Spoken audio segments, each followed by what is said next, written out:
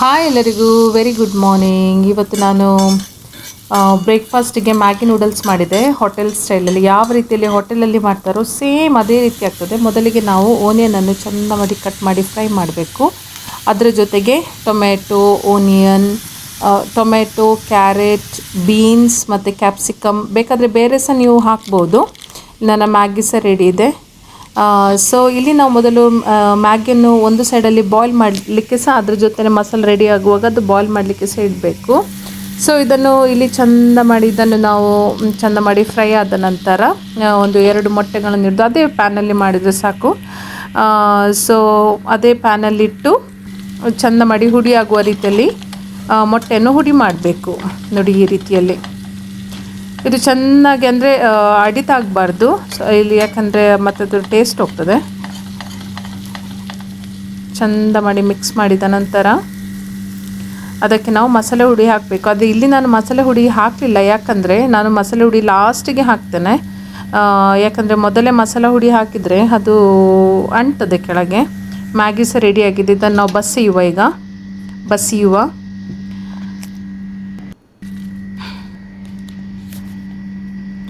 ಇಲ್ಲಿ ನೋಡಿ ಒಳ್ಳೆ ಡ್ರೈ ಆಗಬೇಕು. ಅದು ನೀರಿರಬಾರ್ದು ಆಯಿತಾ. ನೀರಿದ್ರದ್ದು ಮತ್ತು ನಾವು ಮಿಕ್ಸ್ ಮಾಡುವಾಗ ಅಡಿಯಲ್ಲಿ ಮತ್ತು ನೀರಿರ್ತದೆ. ಸೊ ಚೆಂದ ಮಾಡಿ ನಾವು ಇದನ್ನು ಗಾಳಿಸಬೇಕು. ಓಕೆ, ಇಲ್ಲಿ ನಾನೀಗ ಮಸಾಲೆಗೆ ಹುಡಿ ಎಲ್ಲ ಹಾಕಿ ರೆಡಿ ಮಾಡ್ತೇನೆ. ಪ್ಯಾಕೆಟಲ್ಲೇ ಸಿಗ್ತದೆ, ಬೇರೆ ಮಸಾಲೆ ಹಾಕಬೇಕಂತಿಲ್ಲ.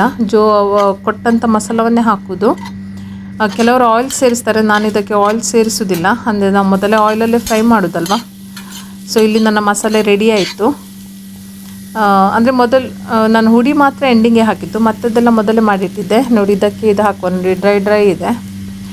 ಸೊ ಇದನ್ನೀಗ ಮಿಕ್ಸ್ ಮಾಡುವಾಗ ಸರಿ ಆಗ್ತದೆ. ಒಳ್ಳೆ ಚೆಂದ ಮಾಡಿ ಮಿಕ್ಸ್ ಮಾಡಬೇಕಾಯ್ತಾ. ಸೊ ಒಂದು ವೇಳೆ ನಿಮ್ಮದು ಪ್ಯಾನ್ ಚಿಕ್ಕದಂತಾದರೆ ನೀವು ಅದನ್ನು ದೊಡ್ಡ ಬಾಣಲೆಗೆ ಹಾಕಿ ಚೇಂಜ್ ಮಾಡ್ಬೋದು. ನಾನು ಚೇಂಜ್ ಮಾಡಿದೆ, ಯಾಕಂದರೆ ನನ್ನದು ಪ್ಯಾನ್ ಸ್ವಲ್ಪ ಚಿಕ್ಕದಾಯಿತು. ನೋಡಿ ಹೀಗೆ ನೋಡಿ ಬಿಡಿ ಆಗಿದೆ. ಒಂದು ನೆನಪಿನಲ್ಲಿಡಬೇಕು, ಮ್ಯಾಗಿ ಬಾಯ್ಲ್ ಮಾಡುವಾಗ ತುಂಬ ಸಾಫ್ಟ್ ಆಗಬಾರ್ದು ಆಯಿತಾ. ಯಾಕಂದರೆ ತುಂಬ ಮೆದು ಅಂತೇಳಿ ಎಷ್ಟು ಇದಂತೇಳಿ ಮಾಡಿದರೆ ಮತ್ತೆ ಅದು ಇಲ್ಲಿ ನಮಗೆ ಮಿಕ್ಸಪ್ ಮಾಡಲಿಕ್ಕೆ ಆಗೋದಿಲ್ಲ. ಇಲ್ಲಿ ನಾವು ಮಿಕ್ಸ್ ಮಾಡೋಣ, ಹದಾಗಿ ನಾವು ಬಾಯ್ಲ್ ಮಾಡಬೇಕು. ಇದು ನೋಡಿ ಸೇಮ್ ಹೋಟೆಲ್ ಸ್ಟೈಲಲ್ಲೇ ನೋಡಿ, ಎಲ್ಲ ಬಿಡಿ ಆಗಿದೆ, ಯಾವುದು ಒಂದಕ್ಕೊಂದು ಅಂಟುವುದಿಲ್ಲ. ನೋಡಿ ನಾನು ಬೇರೆ ಎಂತ ಎಕ್ಸ್ಟ್ರಾ ಆಯಿಲೆಲ್ಲ ಎಂತ ಆ್ಯಡ್ ಮಾಡಲಿಲ್ಲ. ನೋಡಿ ಇದನ್ನು ಚೆಕ್ ಮಾಡುವ, ಈಗ ಟೇಸ್ಟ್ ಮಾಡುವ. ನನ್ನ ಮಗಳಿಗೆ ತುಂಬ ಇಷ್ಟ, ವೆಯ್ಟ್ ಮಾಡ್ತಿದ್ದಾಳೆ. How is it? Taste it. It's good. Good? You like it? Yes.